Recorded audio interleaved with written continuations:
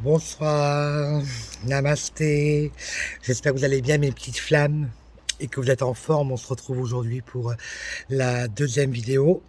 Alors, vous avez vu, j'ai un petit peu changé, j'ai pris soin de moi, je me suis accordé du temps pour moi, j'ai pensé à moi, je me suis priorisé. Parce que vous allez voir qu'au travers du parcours, c'est ce qu'on va vous demander, de penser à vous et de vous faire plaisir. Donc commencez par des petits plaisirs et puis après faire d'autres choses. Donc avant de commencer cette deuxième vidéo qui aura pour thème les origines des flammes jumelles, nous allons faire un petit éclaircissement sur la vidéo précédente au niveau du côté sombre. Qu'est-ce que le côté sombre? En fait, le côté sombre, c'est tout ce qui est non lumineux. Tout ce qui appartient pas à la lumière dans le monde. Donc par exemple les addictions, tout ce qui est alcool, drogue, sexualité, nourriture, les écrans, tout ce qui va nous rendre addicts. Mais c'est aussi des comportements, ok, dans la société qu'on peut avoir. Le mensonge, la trahison, le côté malhonnête, le côté où l'on n'est pas authentique. Authentique, c'est ne pas être soi-même. Tout ça font partie du côté sombre et c'est ce qui tire le monde vers le bas. Voilà pour la partie côté sombre.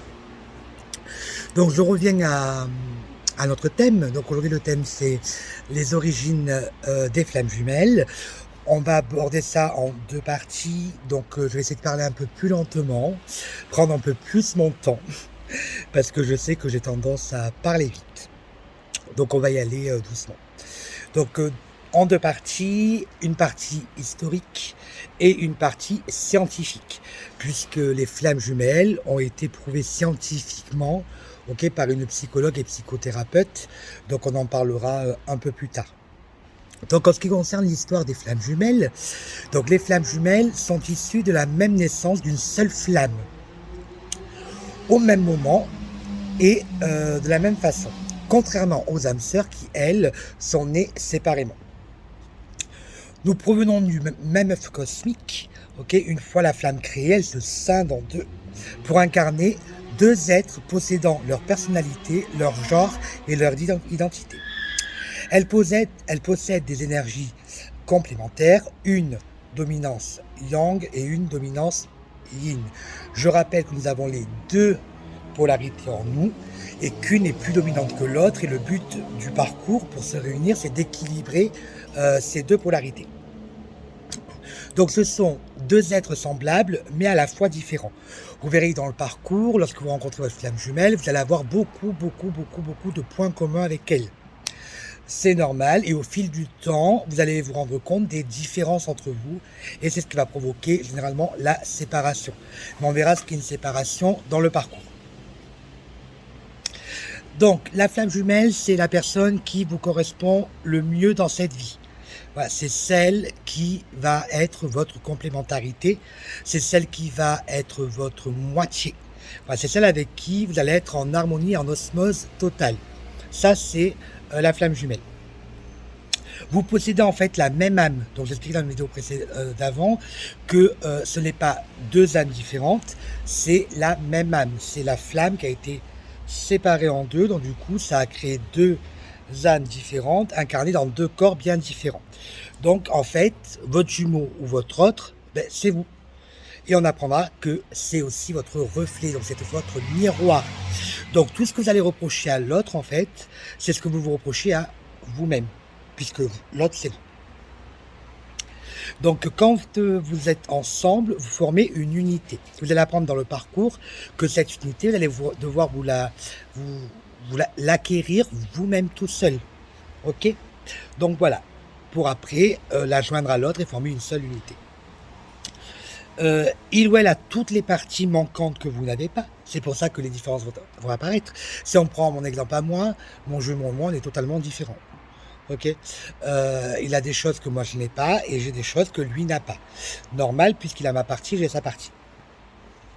Donc une même âme, par contre, n'a pas de sexe, ni de religion, ni d'âge. Ok, donc ça veut dire que lorsque les deux âmes s'incarnent, elles peuvent autant s'incarner dans un homme que dans une femme, ou alors dans deux hommes, ou alors dans deux femmes.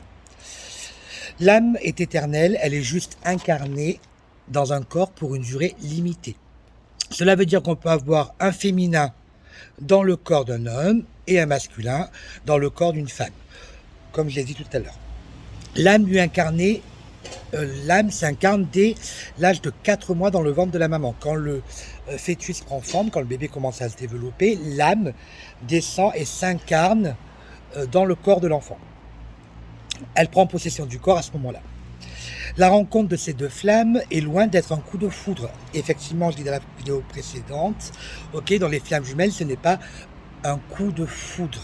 C'est vraiment quelque chose qui reste assez rare dans l'instant T. Donc d'ailleurs, de nombreuses religions parlent des flammes jumelles. Dans l'hindouisme, on avait Krishna et Radha, qui étaient deux divinités. Dans la religion catholique, on avait Adam et Ève, où Dieu, la source, le divin, vous l'appelez comme vous voulez, à partir de la côte d'Adam, a créé deux êtres pour créer Ève. Dans la culture et religion chinoise, on a illustré cela par le fil rouge qui raccorde deux âmes. On a aussi la religion kabbale, etc., etc. Donc plein de religions déjà parlaient de ce qu'on appelle des flammes jumelles. Donc, toutes ces religions parlent d'une seule âme, scindée en deux, destinée à se retrouver. Mais pourquoi sont-elles destinées à se retrouver dans cette vie-là à l'instant T? Donc, aujourd'hui, en ce lieu dit. Certains parlent de tendance New Age, mais plus simplement parce que vous, flammes jumelles, l'avez décidé avant l'incarnation de l'instant T. Pour vous réunir, former le couple sacré divin et élever le taux vibratoire de la Terre. Ça, c'est votre mission aujourd'hui. Ça, vous l'avez accepté avant même votre réincarnation dans cette vie-là. Oui, il y a du bruit parce que je suis dehors et forcément, il y a des voitures qui passent, mais ce n'est pas très gênant. Sauf qu'en arrivant dans cette incarnation, c'est comme si on vous avait effacé de votre mémoire toutes vos missions pour vous faire ce qu'on appelle expérimenter la vie. Les flammes jumelles font partie des travailleurs de lumière. Lors de la séparation originelle, donc dans l'œuf cosmique, lorsque vous avez été séparé, scindé en deux, l'homme va s'incarner avec la blessure originelle de l'abandon, souvent et très souvent, et c'est tout le temps comme ça, c'est le chaser, donc la féminine, et l'autre va s'incarner dans un être où il va avoir comme blessure originelle le rejet. Mais bien évidemment, nous avons en nous toutes les blessures à travailler, mais celles-là sont vraiment les deux blessures principales qu'on va devoir travailler tout au long du parcours. Nous allons suivre un chemin individuel dans la matière, donc la matière sur Terre. Nous allons devoir travailler sur notre complétude. Vous allez voir que dès le départ, quand vous allez rencontrer votre hôte ou votre jumeau, il vous manquait forcément quelque chose avant. Donc, quand vous le rencontrez, vous trouvez cette complétude chez l'autre, puisque la féminine qui est à dominance yang, et donc en sous-dominance yin, va aller chez son masculin, en fait, piocher cette partie yin. Et vice-versa, votre masculin qui a une dominance yin et une sous-dominance yang, va aller chez vous, féminine, piocher votre yang. C'est pour ça que vous ressentez de suite, immédiatement, cette complétude.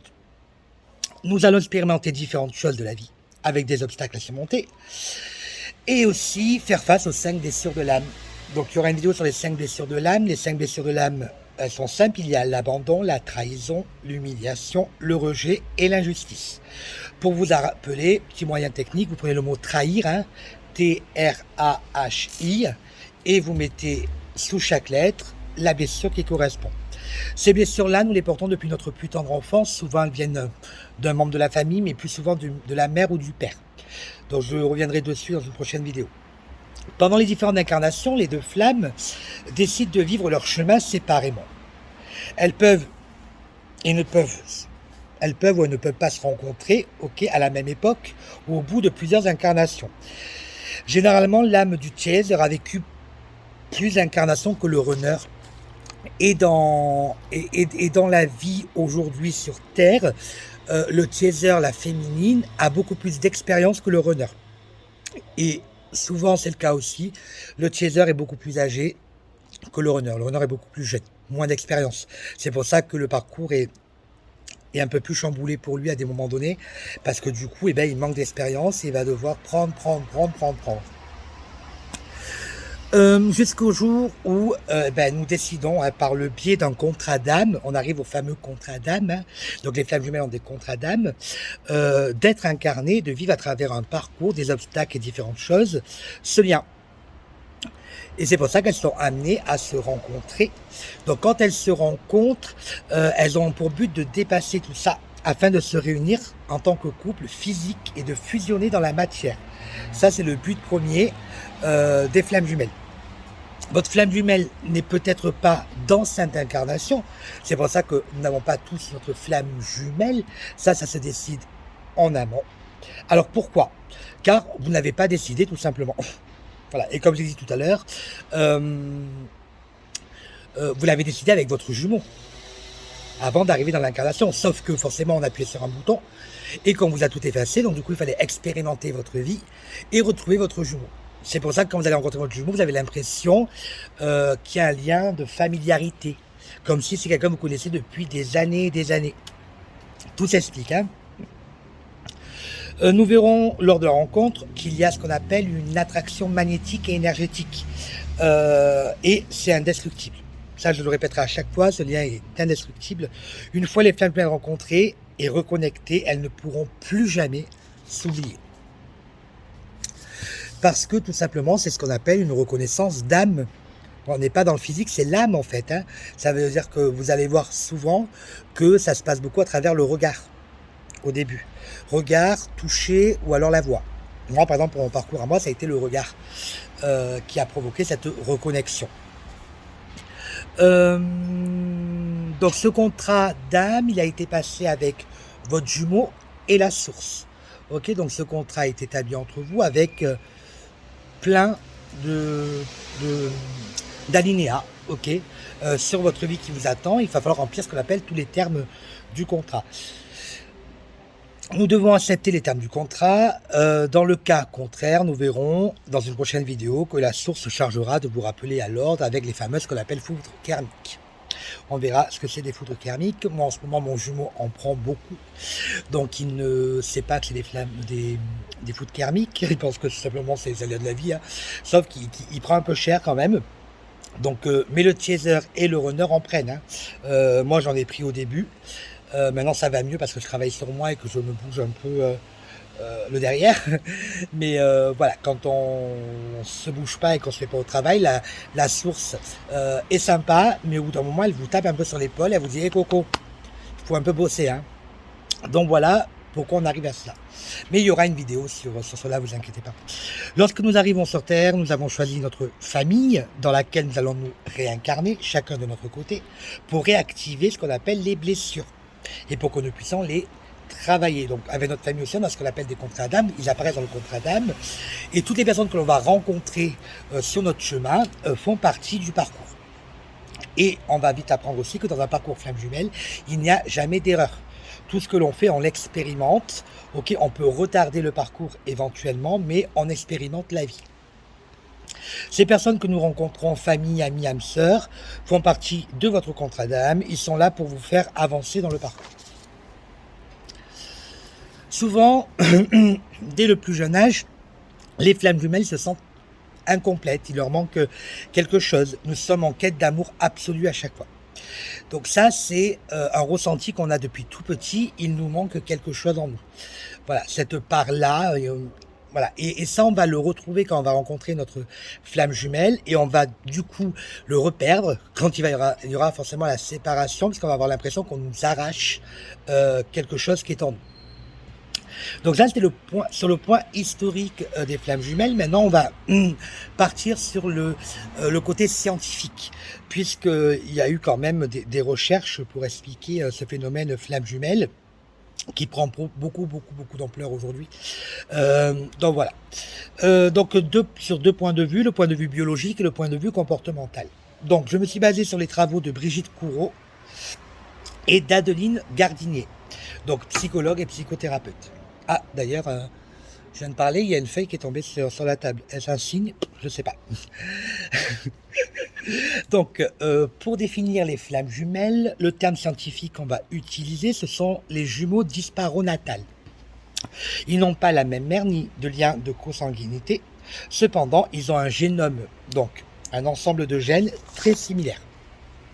Ce qui explique ce lien très fusionnel dès la reconnexion des âmes. Et jusque-là, jusqu'à la fin du parcours. Les flammes jumelles sont physiquement éloignés, ils ne sont pas obligés de se ressembler comme les vrais jumeaux dans la vie, quand ils viennent de la même mère et du même père. Donc au niveau du sexe, couleur des yeux et les cheveux, toutes sont opposées. Ok.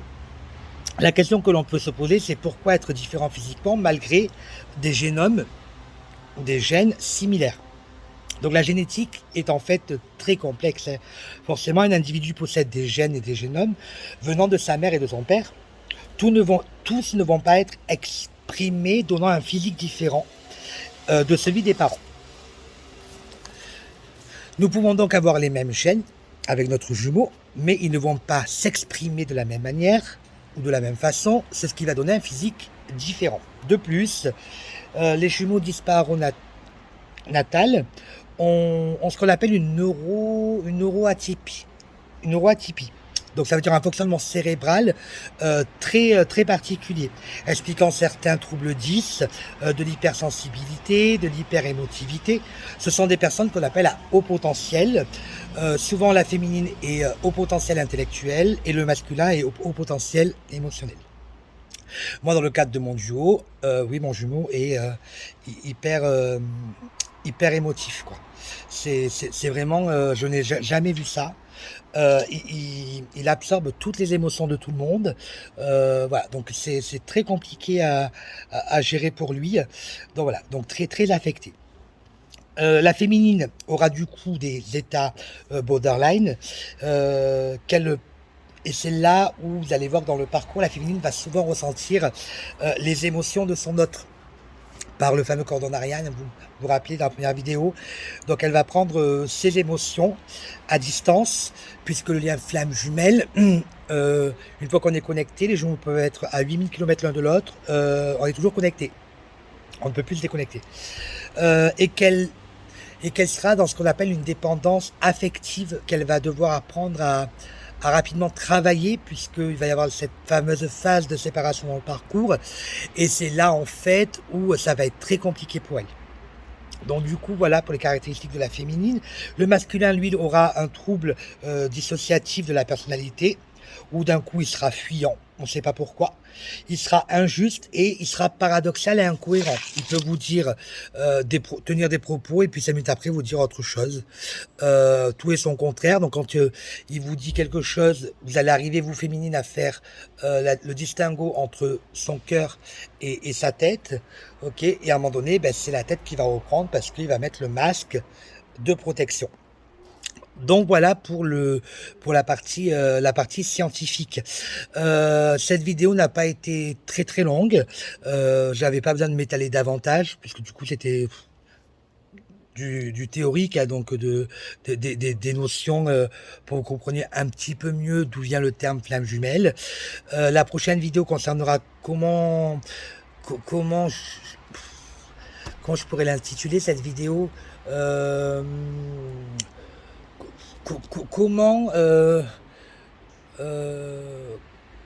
Comment je peux être sûr d'être dans un parcours flamme jumelle. Voilà, on va voir les différents points qui vont vous faire prendre conscience que vous êtes dans un lien particulier, dans un parcours sacré. Il y en a plusieurs. Moi, pour mon cas, avec mon jumeau, quand je prends tous les points, ben, je les coche tous. Voilà. Et c'est ce qui va définir votre parcours flamme jumelle, mais il n'y a pas que ces points-là. On va aborder différents points. Mais voilà, il faut vraiment être sûr d'être dans un parcours flamme jumelle. De toute façon, si vous ne l'êtes pas, c'est pas très grave, puisque du coup, ça vous donne un côté meilleure version de vous-même. Donc du coup, vous perdez pas votre temps, loin de là. Mais attention, parce que à des moments dans le parcours, il y a des phases très difficiles et compliquées. Et si on s'accroche à quelque chose qui n'existe pas, un faux jumeau, ou on entend beaucoup parler de fausses flammes jumelles, ou d'une personne narcissique, ou une personne toxique, ça peut vous détruire. Donc du coup, attention, donc faites-vous bien confirmer ce lien. Vous allez voir que le lien, on va vite le confirmer par nous-mêmes, hein, puisque c'est un ressenti qu'on va avoir en nous.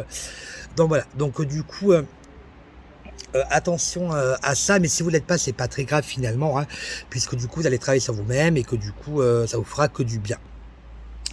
Donc mes petites flammes, je vous embrasse, portez-vous bien, perdez pas espoir, ayez la foi et n'oubliez pas, la victoire est au bout du chemin. Bisous bisous.